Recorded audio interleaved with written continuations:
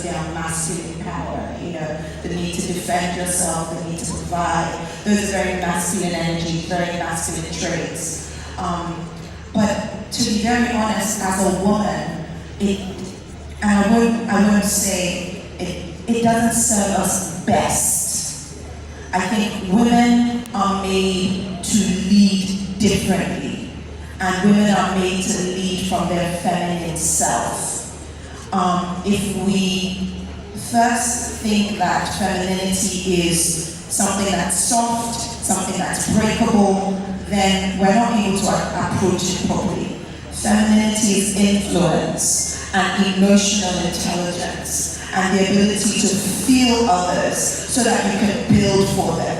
Do you understand? That is what femininity is. And as women, we must own our femininity in leadership so we can come as our best self. And that's what I'll say to the younger girls as well. Yeah, thank you.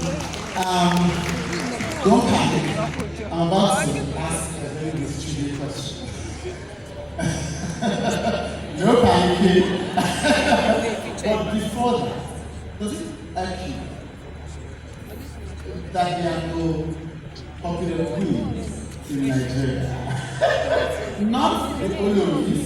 No, I mean, no, you already acknowledged the four queens. Just acknowledge that. Yeah, I'm talking about the traditional ruler queen. No, I'm talking about the traditional ruler queens. We see, because that is a silk, even if it is stronger cultural, social silk. It's a controversial. The strong women, they're leading everywhere, the MDs, the commissioners, the ministers, the head of parastatals, the top filmmakers in the country are women, the top studios are owned by women. Where are female traditional rulers? Was that right? I wouldn't say that. That's a very good question, but I wouldn't say that. I think it's a good challenge to have others rise with me and alongside me. So I definitely wouldn't say that. I think, first of all, there have been some that have come, and like in India, Zaria, so many people.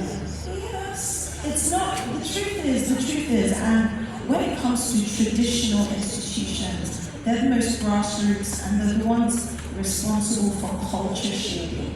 That's integral belief systems, right? It takes a long time to shift belief.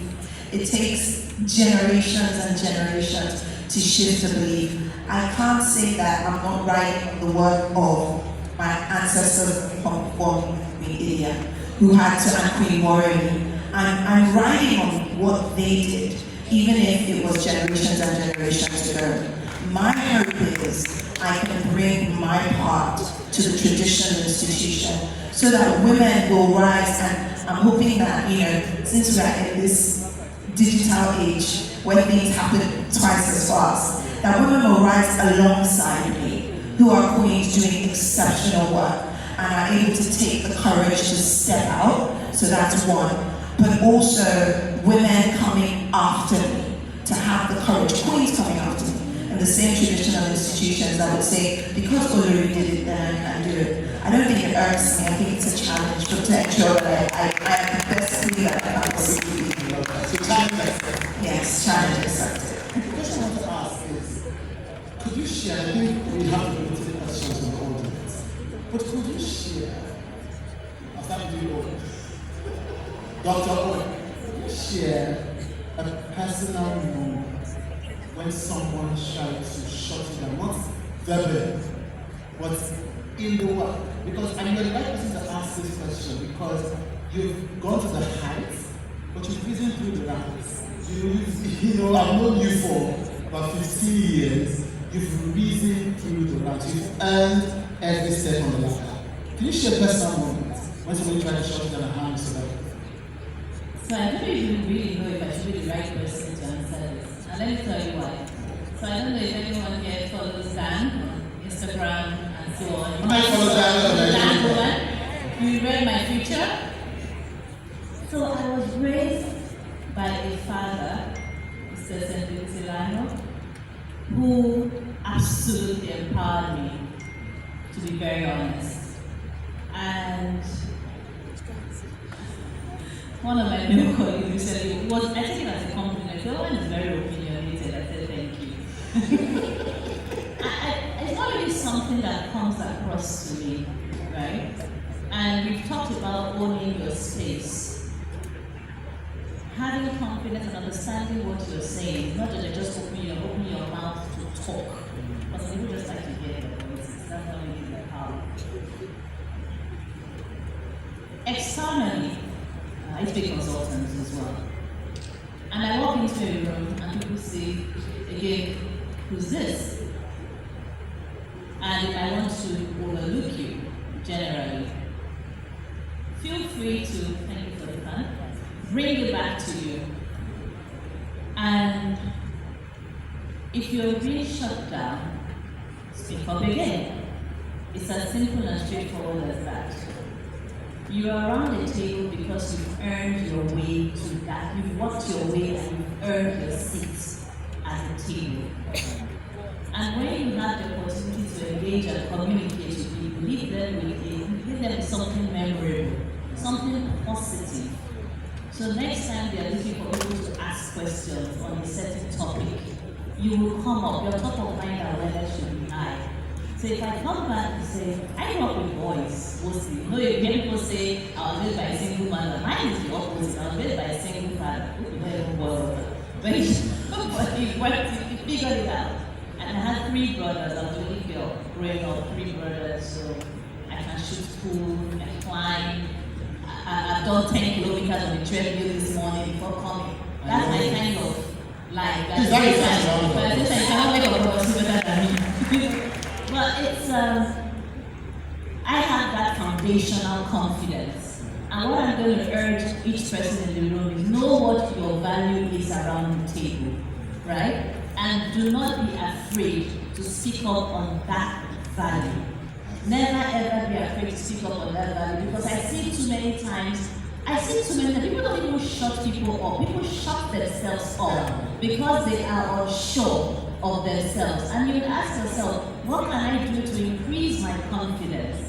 What you can do to increase your confidence is please stop using your data to just follow blogs alone and know the hottest gossip in town.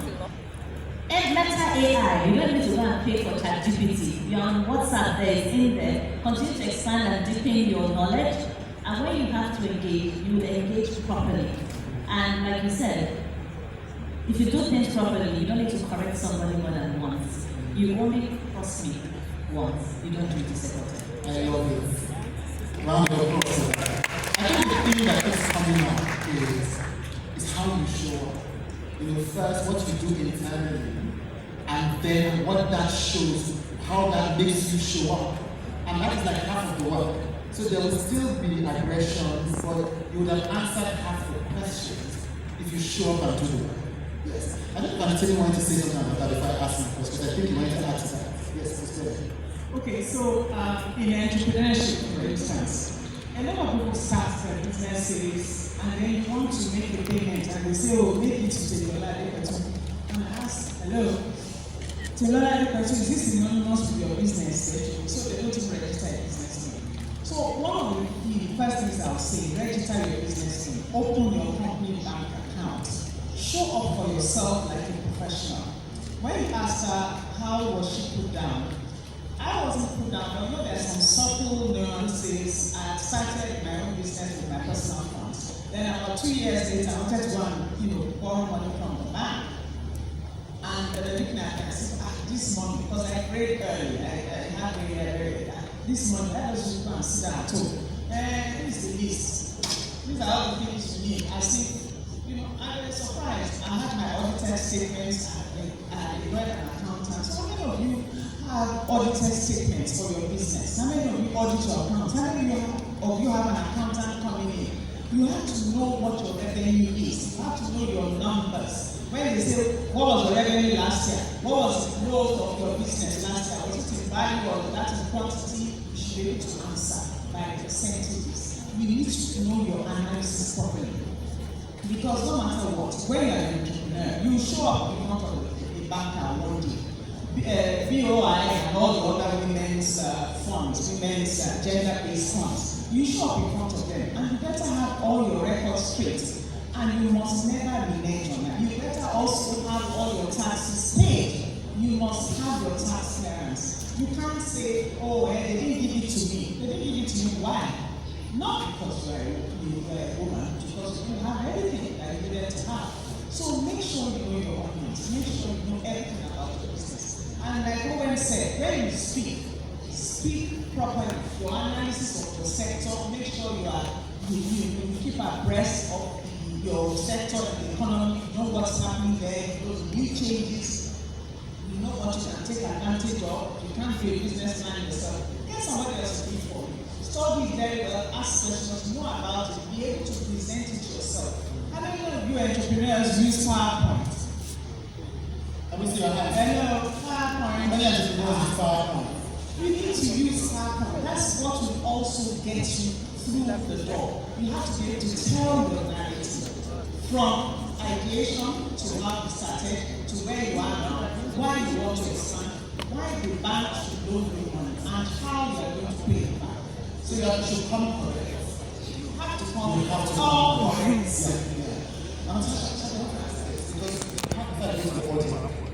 There's the fact that all of you, so I remember many years ago, after Hillary had lost, Clinton had lost the presidential primary, so her first event for Barack Obama, he was hyping her up and talking about all the things she had done. She's one of the most accomplished women in the world. And he said, and she does all of this in heels. In heels. You know, so she's doing the same things he's doing, while having to do sometimes twice the work. You know? And for all of you sitting here, you have done all these things while raising families. And we know that the time has not yet come when the burden of raising the families is 50-50. You know, the men are your allies, but you know, they are still moving towards 50. They encourage us to move towards 50. But have there been times when, and I don't want to ask questions I've already asked in my interview with you, people can go and watch that on YouTube, but have there been times when it gets overwhelming, you know, doing the emotional labor of being the woman in the relationship and having those traditional roles and still flying high in your career? How do you manage that? So, for a lot of women, we look at mama, we look at mothers, we look at aunties around us, and we want to do what they did, right? We want to show up for your children the way they did. Not knowing, not realizing the fact that you show up the way you can, right? And then society also puts that guilt on us. How can you have children at home and you are going out like this, and you're doing this and you're doing that? This thing you're doing is too much. But there's a temperature in your home that nobody can feel. Hold on. There's a temperature in Your home that nobody can else can feel. feel. Nobody else can feel it. Yes. There's a temperature in there that nobody else can feel. You can. There's a thermostat that you use in checking it, and you know what works for you. You know, when we started this conversation, we started as you have to be authentically who you are. And I'm going to use myself as an example. When I left a long time ago to leave the US to come to Nigeria, I always say America trained me, Nigeria made me. I always say that, and that's the truth. I got my education there and all that, but Nigeria made me. I got my training, but this is where I got made. But I will tell you this, when I got here, I didn't see someone who had done it the way I did. Nobody needs to give you permission. Nobody needs to give you permission. Take it.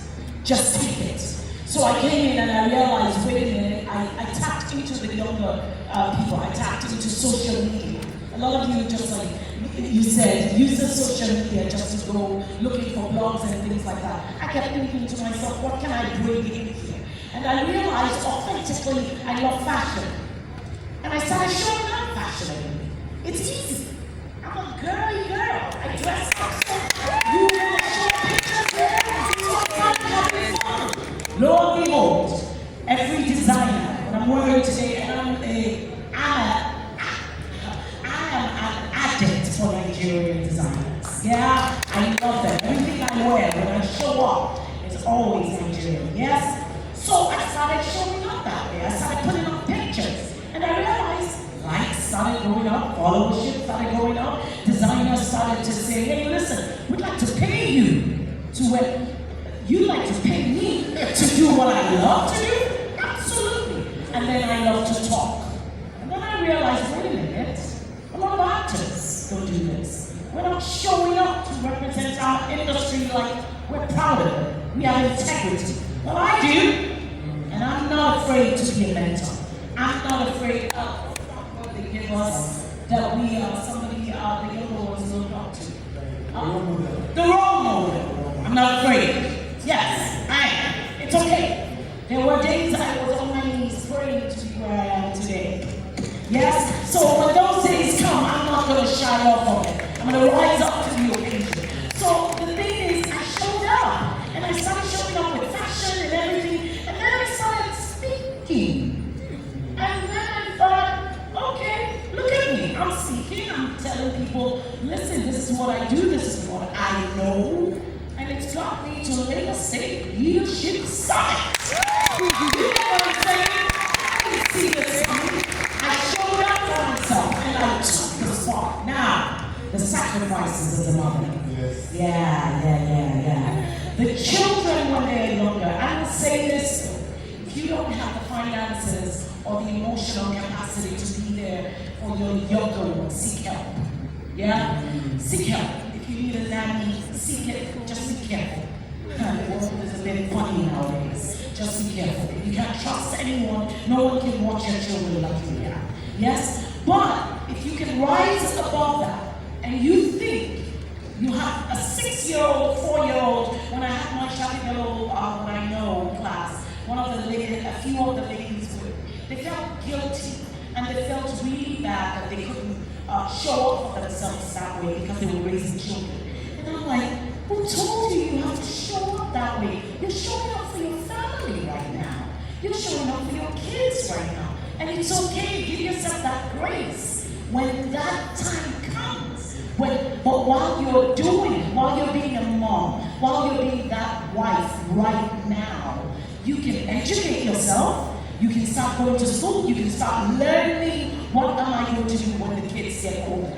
One of the things that really gave me my freedom was when my daughter one day looked at me and said, Mommy, I am so glad. My son's in the house too, by the way. Where is he? Have you seen him? Yeah, he came just to give me support around this time, this busy time. And she looked at me and said, Mom, I'm glad that you made the decision by leaving the US and coming here. It was tough on us as your kids, but what you did is it showed me that I should go get it if I want to, and nobody stopped me. Well, that just did it for me. Yeah. Round of applause.